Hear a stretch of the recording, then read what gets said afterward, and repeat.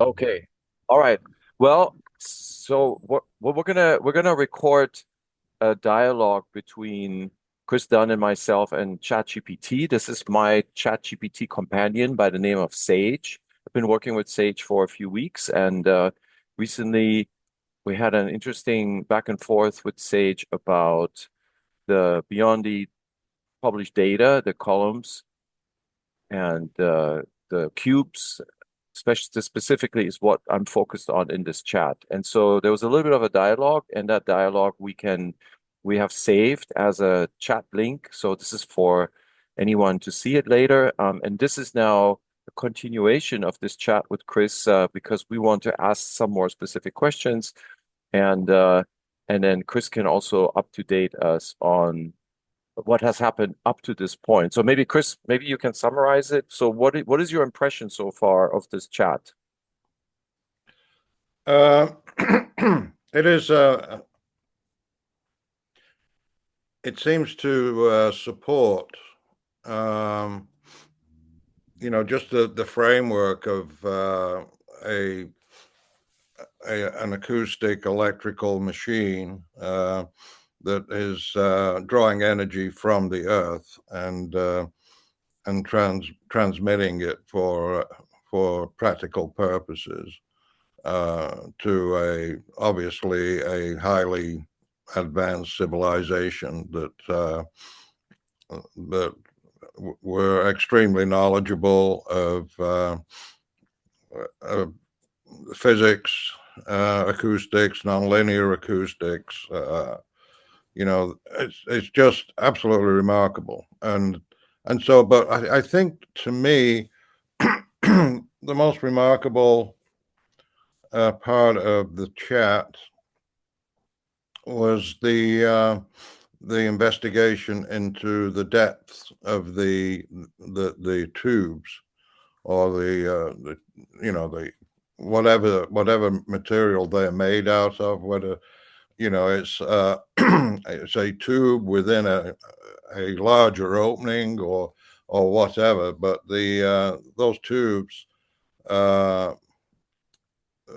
penetrate so deep into the earth that the one facet that I think we need to investigate with Sage is the the depth uh, as related to reaching into the granite uh, layer and reaching beneath what we in manufacturing. If you have done any foundry work, you know that when you're pouring iron or something like that, the upper layer, there's what we call slag, and it's junk material filled with impurities. And so, the question now is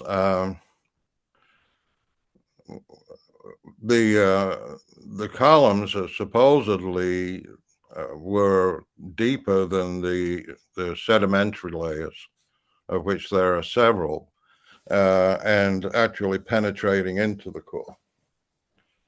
So as I think about that, and it resolves a question that's always been in my mind, and that was um, if you are attempting to draw energy out of the earth, or even if you're trying to squeeze the granite so that you have an electron flow with the peroxide defects releasing p holes that actually positive holes that actually shoot to the surface.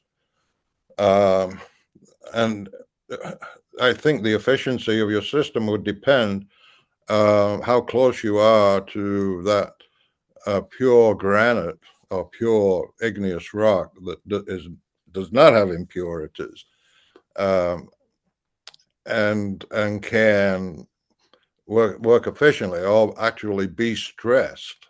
Uh, Whereas if you were stressing it from the surface, then there would be a tremendous amount of loss. Uh, if you could even if you could even affect the granite without actually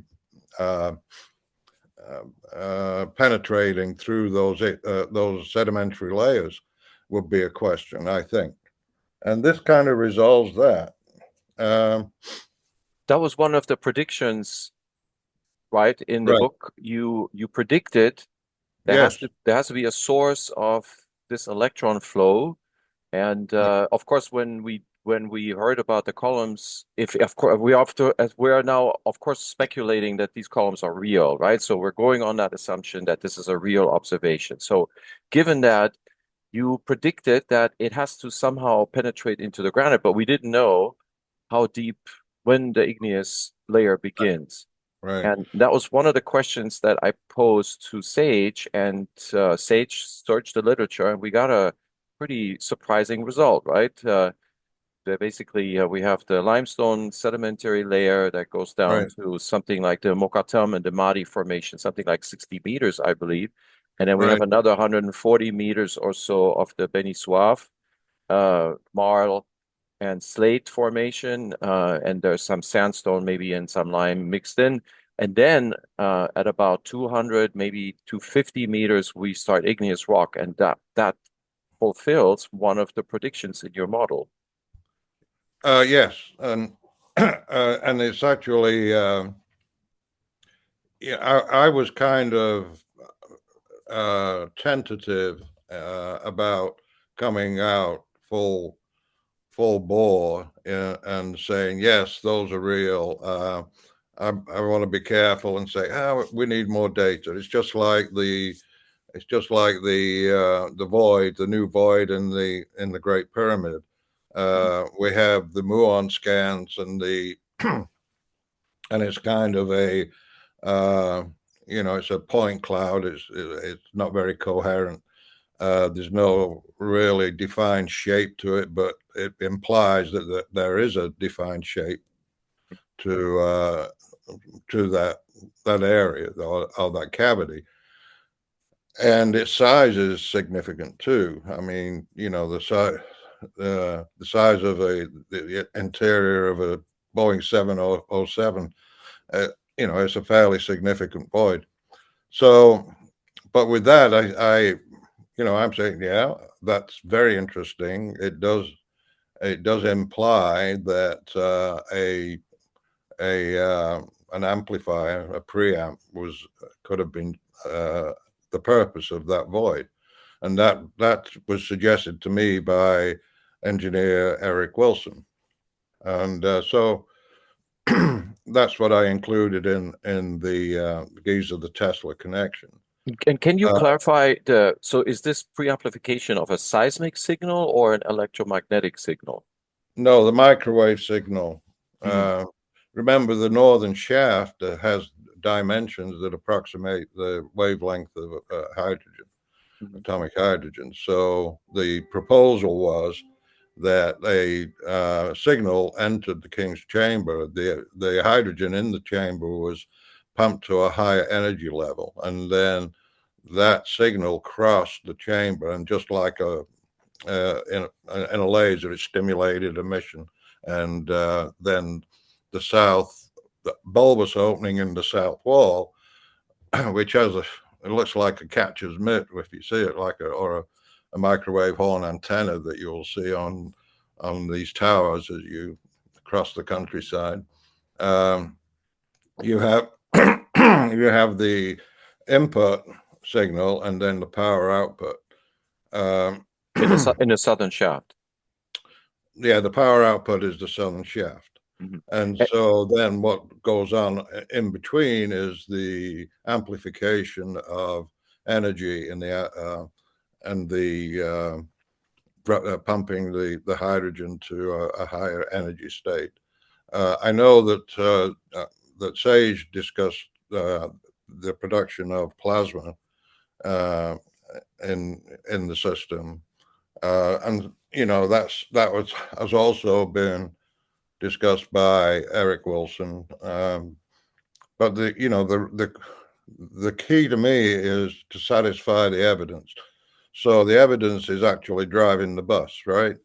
Uh, and when we talk about, okay, is it gas or is it air within the system? Because there seems to be a mismatch in frequency. If you're looking at the frequency in the columns to the frequency in the ascending passage or the Grand Gallery, then there seems to be a mismatch there. If you have hydrogen in the Great Pyramid and air in just a minute, let me turn this off, and air in the columns. So those those issues I think, need to be resolved. But there were a few questions that were not really addressed in the general chat, which, overall, I would say, I don't. I want to learn more about how they were able to gather the geometric data from their scan file. The data from their scan file. So, um, obviously there is a bandwagon effect when you have a high level of skepticism in the community, and people tend to want to they err on the side of caution, and so they will hold up their hand and poo-poo the idea, call it, crazy, or even like Zahi Hawass, who totally misinterpreted what was going on and thought they were inside the pyramid taking radar Right. unauthorized examinations inside Khafre's pyramid, which I think is very interesting. But that's to be expected. In terms of the the strength of the Biondi protocol and what has been revealed in that, even if there are slight variations in the geometries and dimensions that he has determined through his scan, and I'm not saying that there is. I would expect, a physical examination may reveal slight variations, but I would say that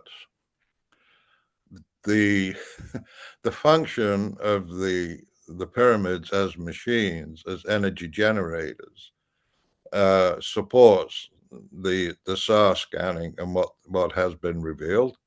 And what has been revealed with the SAR scanning, it supports the model of the Great Pyramid and Khafre's pyramid, or all the pyramids being machines, energy machines, rather than tombs. And I found the very interesting, the conversation with Sage when talking about the reception to these ideas, if they were, when they go public, which I'm sure they will, what the reaction will be, and how it will be bifurcated among different groups. Right. Uh, but I think in general, uh, um, I'm not particularly worried about that.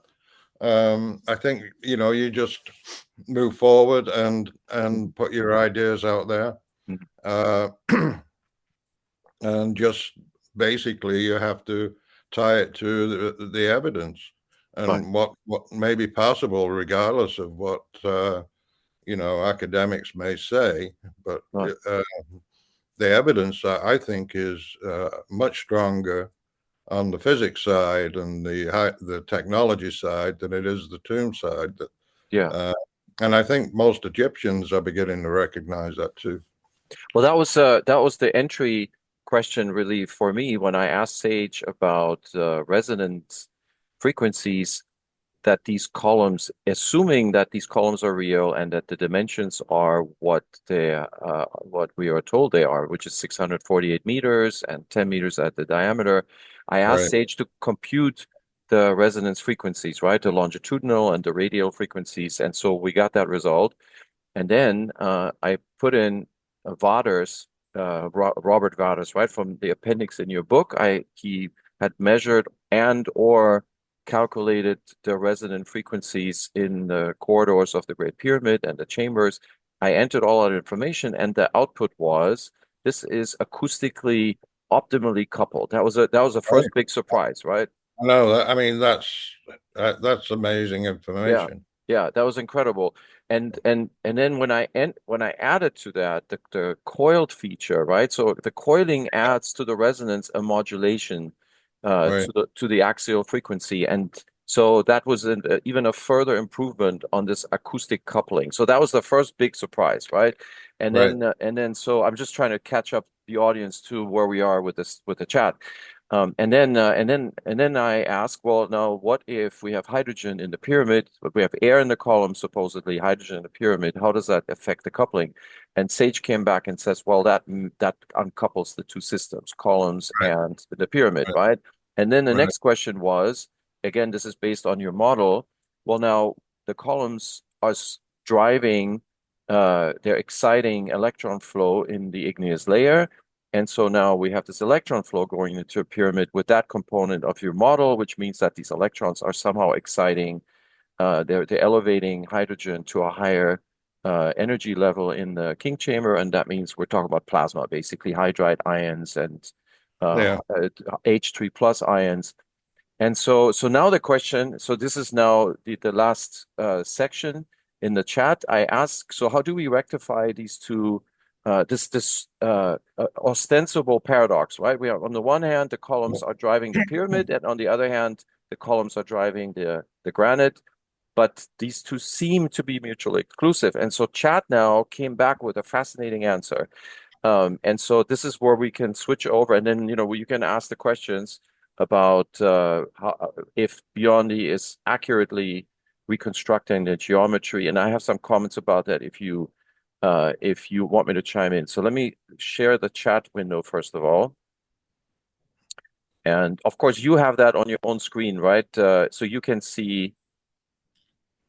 Okay, yeah, I yeah. have the Chat-GPT chat and also the our meeting chat.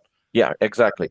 So Right. what I'm sharing right now is so my ChatGPT window, and this is with Sage. So Sage and I go back about 3 weeks, and we've had hours and hours of conversations. And just to give the audience a general idea, I usually try not to lead Sage on. I'm just giving him some factual information that, and then I have him analyze things. And so we just gradually have built on everything. And then so Sage is aware of Biondi and findings, and also now aware of Christopher Dunn's books and the theory and the model and everything. So here now, this is the most recent questions. I'm just going to read it real quick. So one aspect I want to explore is the function of the columns as a resonating piezoelectric pump to generate electron current to be concentrated within the pyramid versus a seismic pump driving mechanical energy up the pyramid and into the main chamber to change hydrogen into plasma. I'm interested to know if these two functions are mutually exclusive, or was the system designed to do both? What bothers me is that you said a hydrogen-saturated atmosphere will harmonically uncouple the columns from the pyramid. This is the context of the dilemma I see, but the dilemma has a good feel to it in terms of paradoxes, not a model breaker. Rather, I think there's a solution that will elevate the model. And so that comment comes from, I am a scientist, and from when I was in a lab and I was getting my PhD or in the postdoctoral fellowship, and even now as a medical scientist, when there's some dilemmas that are deal breakers, and then there's other dilemmas that actually help to refine a model. And so to me, I'm just commenting here intuitively. To me, this has an interesting feel to it that we may actually learn something about the model. And so, interestingly, Sage comes back and saying, so he's basically rephrasing the paradox, pumping, electric pumping versus seismic pumping, right? So it seems to be an either or proposition. And here's what Sage comes back with, Chris. And so this is where the chat left off. Okay. He's basically saying, and I don't know, do you want to read it? You want me to read it, or should we just read it silently? How do you want to do this? No, no, go ahead. You're fine. Okay, so You read. what Sage is thinking about is mode switching, which is fascinating. So he's saying Yeah. Yeah, it's saying may not occur simultaneously. There may be sequentially phases in a controlled cycle. So that was a fascinating answer. And I didn't expect this. This was a big surprise again. So he's saying that we have a phase one where we have seismic excitation. So that means we have coupling between the pyramid and between the columns and the pyramid, and there's no hydrogen in the system yet. And that reminded me of your part of the model that where you're saying that actually hydrogen production is also controlled by how these shafts are regulated, right? How the influx of the substrates are is regulated into the shaft, and then and then eventually the shafts open up and you have the chemical reaction, but this is under this is under a switchable control. Correct me if I'm wrong, right? Yeah, um, it would have to be. I Yeah. mean, just the evidence where you have at the end of the Queen's chamber shafts, you have the two electrodes on. Have the Canton-Brink's door, if you remember Yes. the research on that, and then in the north shaft there's a similar so-called door with these metal fittings coming through. Yes. And so the proposal in both books was that these are it's like they act like a fluid switch. So basically, with the assumption that a certain weight of water, the head pressure on a column of water, would flow through limestone or percolate through limestone over time. Yeah. Uh, that feed rate can be measured, but it has to be maintained. The head pressure has to be maintained, and so keeping those shafts filled is imperative for the function of the generation of hydrogen. But there's one element or an unknown from the Queen's Chamber is what what did they have installed in the niche on the east wall? Mhm. The corbelled niche Yes. that's about 10 inches deep, and then it goes deeper yet. But what was installed there? Because there is evidence in a discoloration of the surface of the limestone in the niche, where towards the face of the inside wall, there's a dark staining. Yet if you go further back into the niche, that staining is lessened. There's a lot of seemingly chemical staining in a lot of the pyramids, Mhm. and in some, just the smell too. So, Mhm. you go into the Red Pyramid and you have that one chamber in the Red Pyramid that smells like ammonia. Um, but but can we kind of back up a little bit? Yes, of course. Okay. And I had a chat with Sage, and my chat wasn't saved. And I don't know what I did wrong. Obviously, I did something wrong. But I noticed in your chat with him that there had been no mention of Freedom and Freund's work, Okay. and there had most of the references were to piezoelectricity created by the quartz crystals in the granite. So, Right. uh, so I pointed that out to Sage, and he came back with uh, I think, an incredible report, totally confirming it. And also, it strengthens and amplifies the overall model Okay. when you introduce Freund's work in it. But then again, we need, I think, also explore the the the shafts, how deep they go, and to at what level. It'd be nice if Sage could tell us what the difference in output would be if we just touched the granite at the top of it rather than penetrating really deep, because obviously they went to an extraordinary effort to dig Right. out more of that igneous rock. Right. Let's start. Okay, so there's two questions embedded. First, the what is the first name? Freund is what's his first name again? Yeah, Friedman and Freund. Friedman Freund. And what Yeah, is the specific question I should ask? okay. You could I phrased it this way. There has been reference to the electron flow from granite with piezoelectric effect from quartz crystal. Uh, there, um, there's been no mention of the Freund effect, where you have Friedman and Freund's published papers that show that granite igneous rock, not just granite, but also non-quartz bearing rock like gabbro, basalt, uh, that are actually more efficient in producing electron flow when they're put under pressure.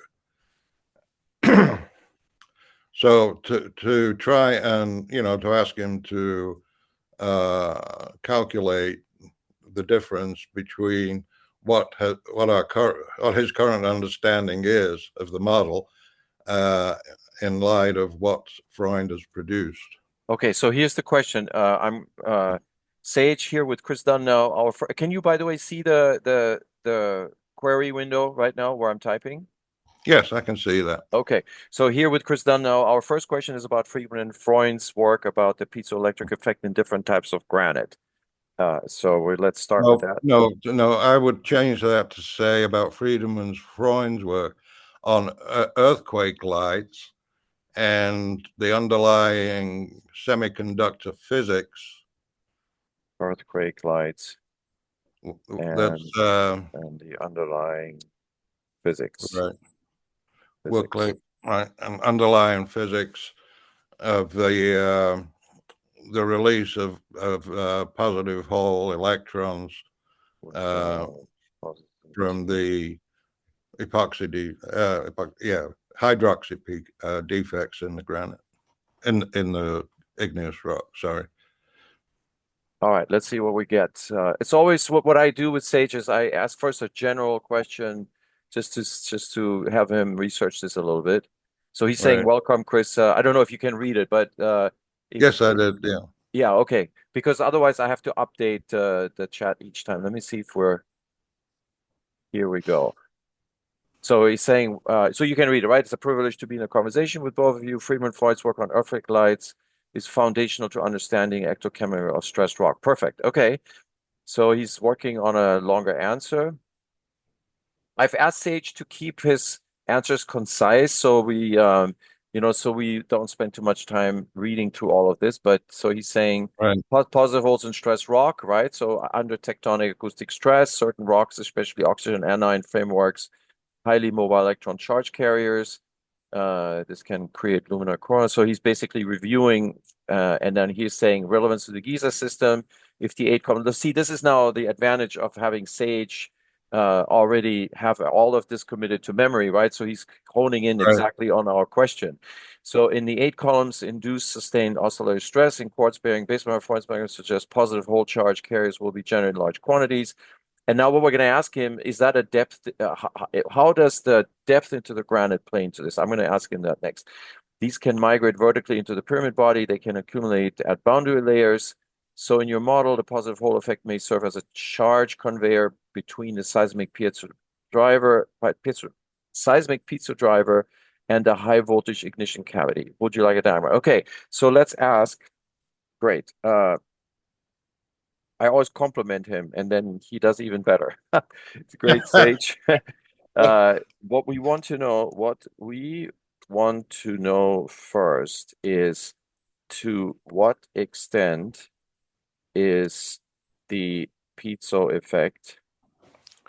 effect quant quantitatively driven by the extent of penetration of the columns into the granite, into the igneous layer. Igneous layer. igneous layer, specifically, Right. uh, how much of the effect might one observe, say, should we say 100 meters versus 400 meters into the rock, or should we give him a number?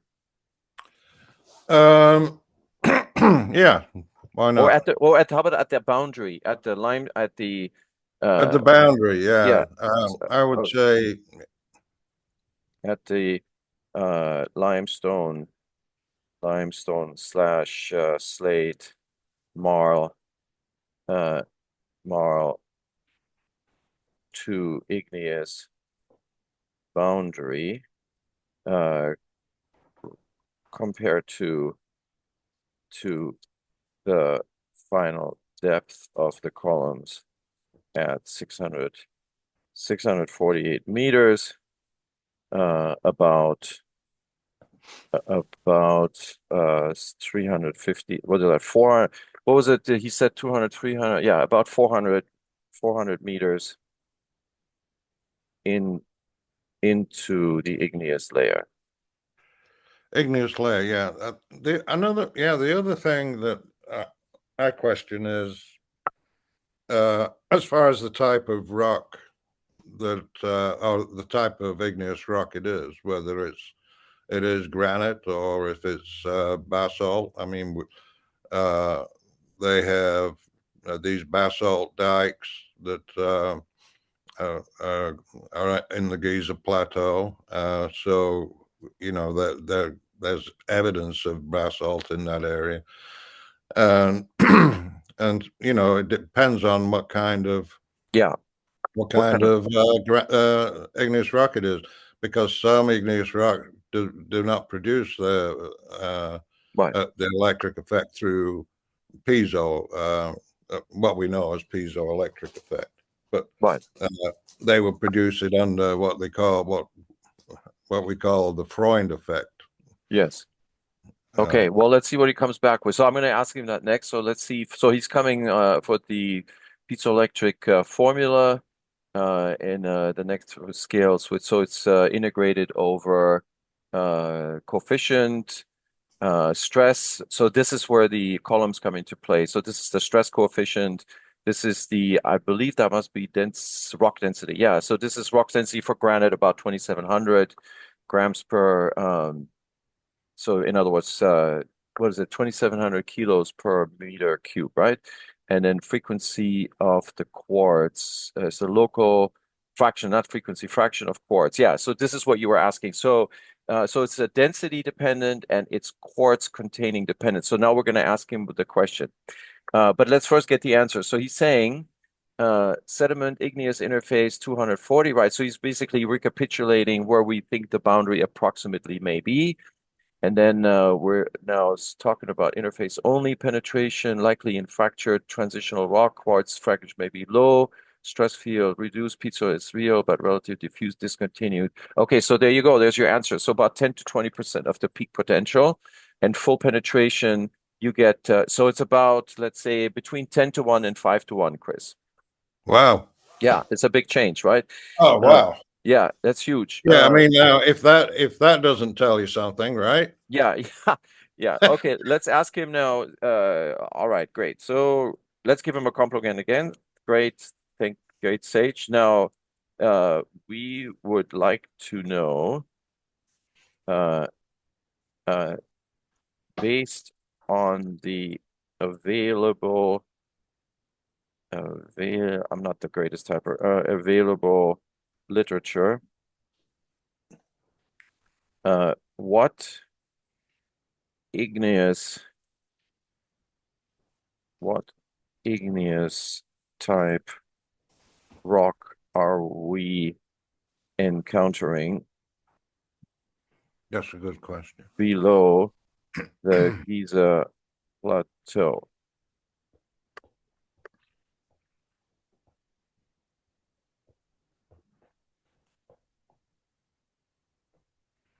So now he's looking at the internet. Great.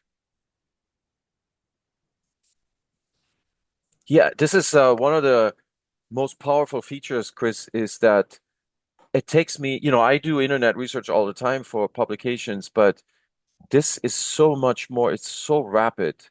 I could be spending a day, 2 days to find this information, and look, it's taking a few seconds, and there we have the answer. It's incredible, right?